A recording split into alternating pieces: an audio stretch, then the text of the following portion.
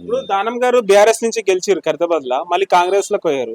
మొన్న చూసుకున్నట్టయితే నేను ఇంకా బీఆర్ఎస్ లోనే ఉన్నట్టను చెప్తున్నాడు. మరి ఇది ఓవరాల్ గా దీనిపైన బీఆర్ఎస్ కి ఇక్కడ వచ్చాడు కదా, మన ఎంపీ కూడా నిలబడ్డాడుగా పార్లమెంట్ ఎలక్షన్ లో.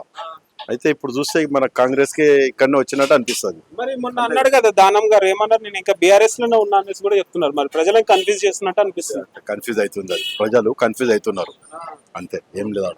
ఇప్పుడు ఇక్కడ ఇప్పుడు ఏంటంటే ఆయనకు రాజకీయ పరంగా అయితే కాంగ్రెస్ లో ఉన్నట్టు అనిపిస్తుంది. ఆయన ఇప్పుడు ఇక్కడికి వెళ్ళి పోటీ చేస్తే కూడా ఆయనే గెలుస్తాడు. మా ఇక్కడ ఖైరతాబాదు ఇక్కడ పుట్టిన మనిషి, ఇక్కడ ఉన్న మనిషి, ఆయన అన్ని పనులు కూడా బాగానే చేస్తాడు. మా ఖైరతాబాద్ లో దానం నాగేందర్ అంటే మంచి పేరుంది ఆయనకు, ఫుల్ నేమ్ ఉన్నది ఆయనకు చాలా. ఇప్పుడు బై ఎలక్షన్స్ వస్తున్నాయి అనేసి కూడా వార్తలు వస్తున్నాయి కదా, వస్తే గెలుస్తాడా మళ్ళీ? కంపల్సరీ గెలుస్తాడు, 101% గెలుస్తాడు కంపల్సరీ. ఇప్పుడు బీఆర్ఎస్ ఏముందంటే బీఆర్ఎస్ ఏం లేదు ఇక్కడ కూడా, మా దగ్గర బీజేపీ లేదు, బీఆర్ఎస్ లేదు, ఉన్నది ఒక్కటి కాంగ్రెసే. కాంగ్రెస్ ఉంది. ఆయన ఇంకోటి ఏమంటే ఆయన మెయిన్ గా బాగా వర్క్ చేస్తాడు, యూత్ కి బాగా వర్క్ చేస్తాడు. బీఆర్ఎస్ నుంచి కూడా నేనే పోటీ చేస్తాను అంటున్నాడు.